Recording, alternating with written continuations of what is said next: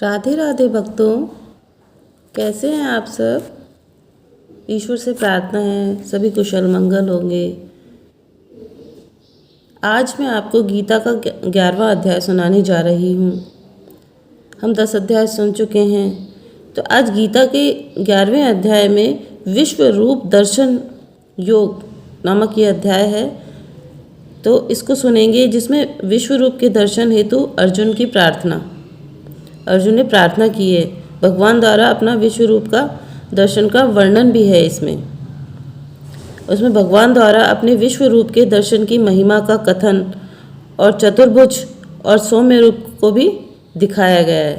तो आइए हम बिना देर की 11वां अध्याय सुनते हैं।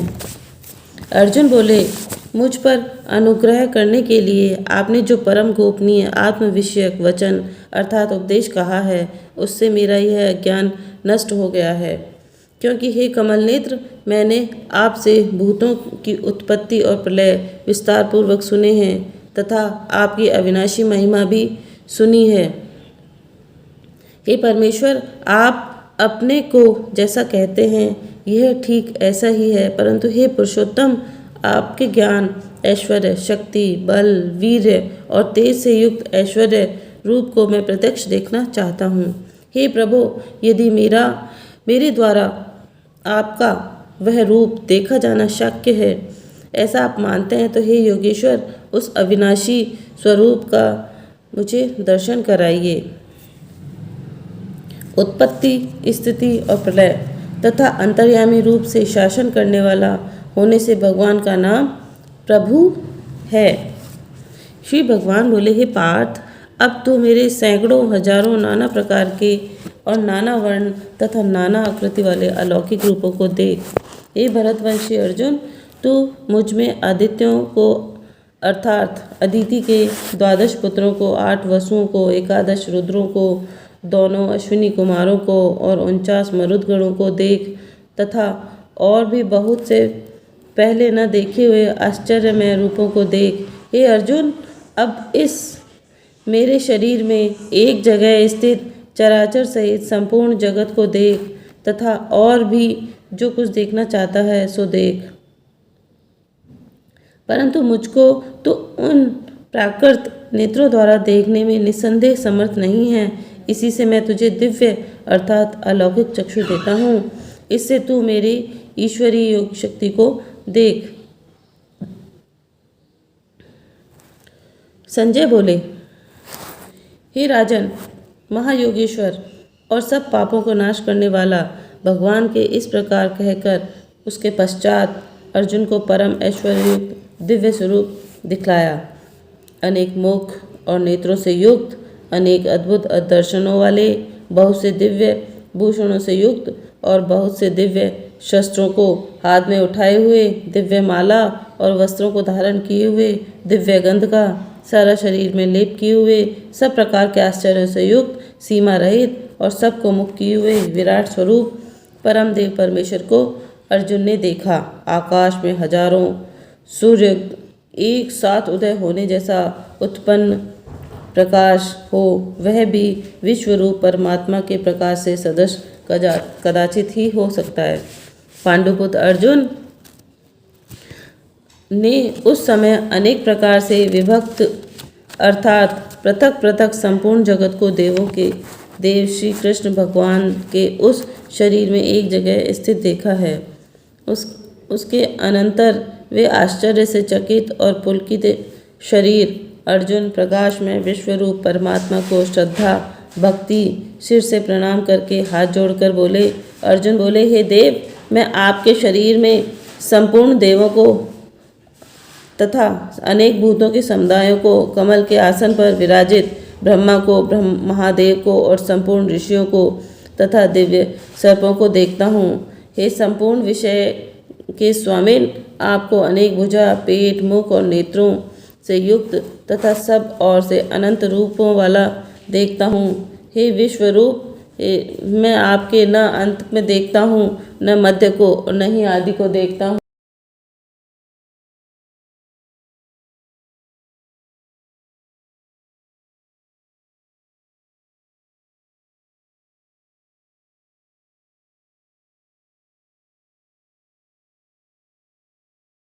आपको ही मैं मुकुटयुक्त, गदायुक्त, चक्रयुक्त तथा सब ओर से प्रकाशमान तेज के पुंज, प्रज्वलित अग्नि और सूर्य के सदृश ज्योतियुक्त, कठिनता से देखे जाने योग्य और सब ओर से अप्रमेय रूप से देखता हूँ। आप ही जानने योग्य परम अक्षर अर्थात परम ब्रह्म परमात्मा है। आप ही इस जगत में परम आश्रय हैं। आप ही अनादि धर्म के रक्षक हैं। आप ही अविनाशी सनातन पुरुष हैं, ऐसा मेरा मत है।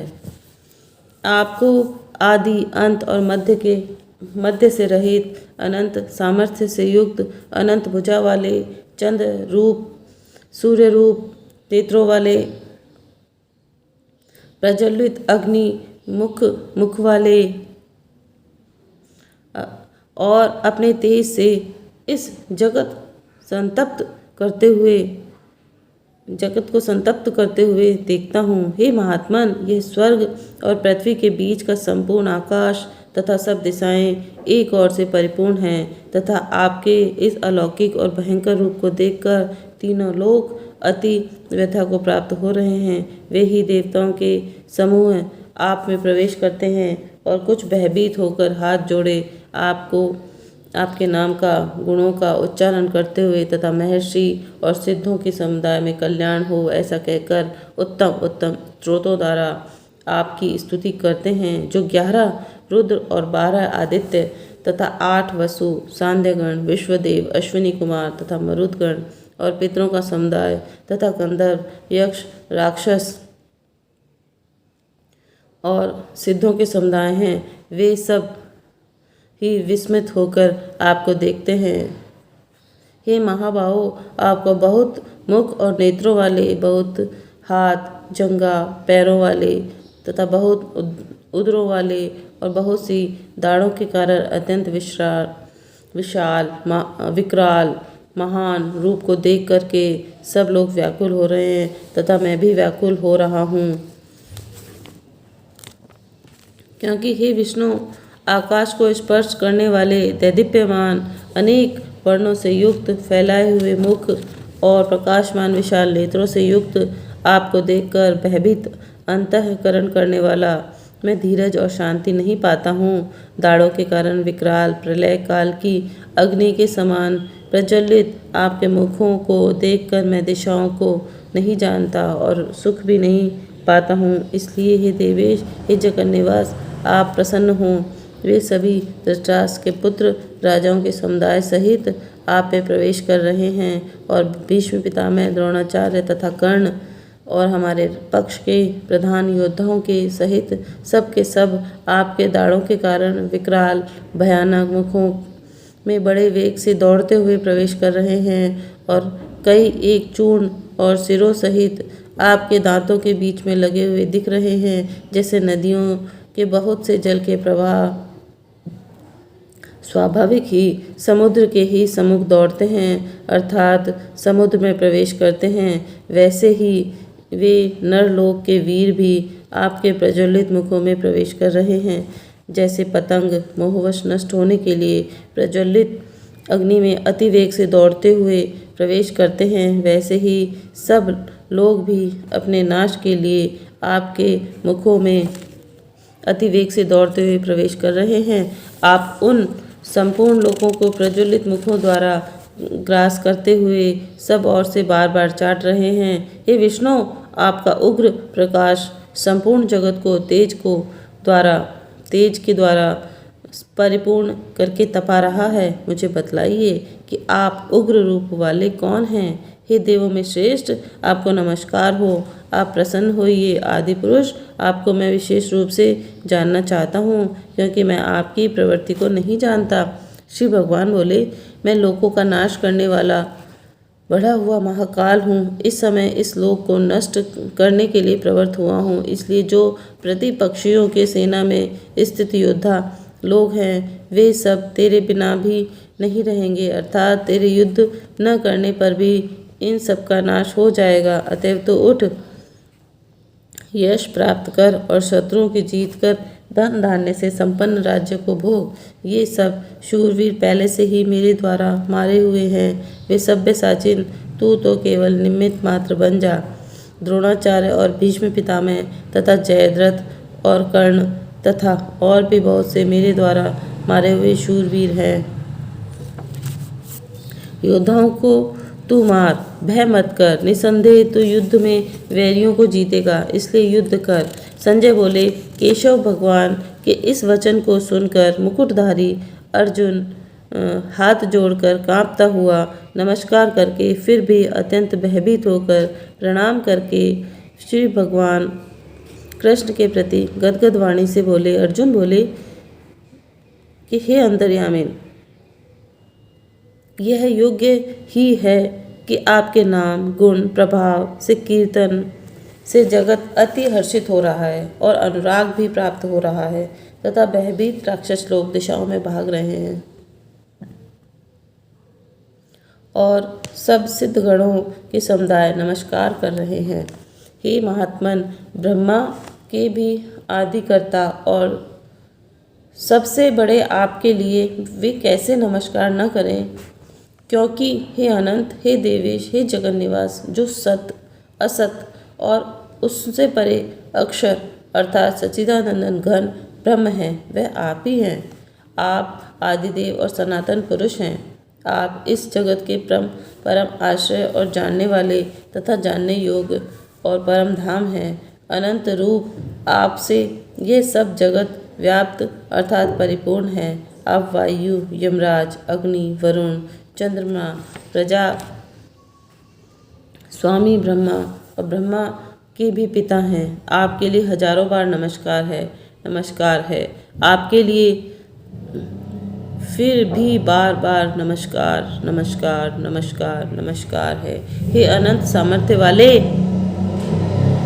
आपके लिए आगे से और पीछे से भी नमस्कार है। सर्वात्मन, आपके लिए सब ओर से नमस्कार है, क्योंकि अनंत पराक्रमशाली आप समस्त संसार को व्याप्त किए हुए हैं। इससे आप ही स्वरूप हैं। आपके इस प्रभाव को न जानते हुए आप मेरे सखा हैं ऐसा मानकर प्रेम से अथवा प्रमाद से भी मैंने हे कृष्ण, हे यादव, हे सखे, इस प्रकार जो कुछ बिना सोचे समझे हठात कहा है, वह अच्युत आप जो मेरे द्वारा विनोद के लिए विहार, शय्या, आसन और भोजन आदि में अकेले अथवा उन सखाओं के सामने भी अपमानित किए गए हैं, वह सब अपराध अप्रमेय स्वरूप अर्थात अचिंत्य प्रभाव वाले आपसे मैं क्षमा करवाता हूँ। आप इस चराचर जगत के पिता, सबसे बड़े गुरु एवं अति पूजनीय हैं। हे अनुपम प्रभाव वाले, तीनों लोकों में आपके समान भी कोई दूसरा नहीं है, फिर अधिक तो कैसे कर सकता हूँ। अतएव हे प्रभु, मैं शरीर को भली भांति चरणों में निवेदित कर प्रणाम कर स्तुति करने योग्य आप ईश्वर को प्रसन्न होने के लिए प्रार्थना करता हूँ। हे देव, जैसे पिता और पुत्र के सखा तथा सखा के पति और प्रियतमा अपनी पत्नी के साथ अपराध सहन करते हैं, वैसे ही आप भी मेरे अपराध सहन करने योग्य हैं। मैं पहले न देखे हुए आपके इस आश्चर्यमय रूप को देखकर हर्षित हो रहा हूँ और मेरा मन भय से अति व्याकुल भी हो रहा है। इसलिए आप उस अपने चतुर्भुज विष्णु रूप को ही मुझे दिखलाइए। हे देवेश, हे जगन्निवास, प्रसन्न होइए। मैं वैसे भी आपको मुकुट धारण किए हुए तथा गदा और चक्र हाथ में लिए हुए देखता हूँ, इसलिए हे विश्वरूप, हे सहस्त्रबाहु, आप उसी चतुर्भुज रूप में प्रकट होइए। श्री भगवान कहते हैं, हे अर्जुन, अनुग्रह पूर्वक मैंने अपनी योग शक्ति के प्रभाव से यह मेरा परम तेजोमय सबका आदि और सीमा रहित विराट रूप तुझको दिखलाया है, जिससे तेरे अतिरिक्त दूसरे किसी ने पहले नहीं देखा। हे अर्जुन, मनुष्य लोक में इस प्रकार विश्व रूप वाला न मैं न वेद्य यज्ञों में अध्ययन से, न दान से, न क्रियाओं से, न उग्र तपों से ही तेरे अतिरिक्त दूसरे के द्वारा देखा जा सकता हूँ।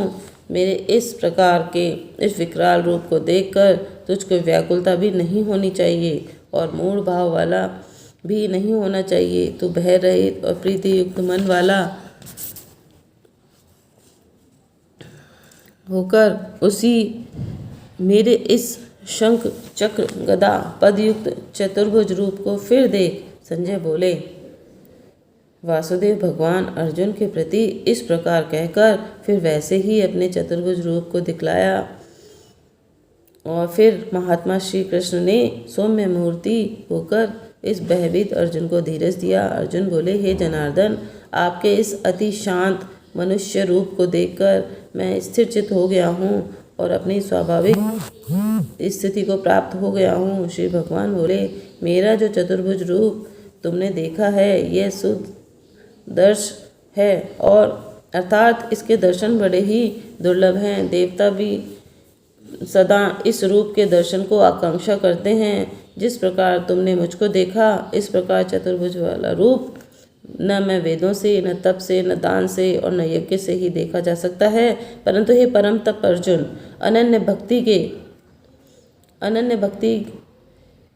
के द्वारा इस प्रकार चतुर्भुज रूप में मैं प्रत्यक्ष देखने के लिए, तत्व से जानने के लिए, प्रत्येक तथा प्रवेश करने के लिए तथा अर्थात एक ही भाव से प्राप्त होने के लिए भी शक्य हूँ। हे अर्जुन, जो पुरुष केवल मेरे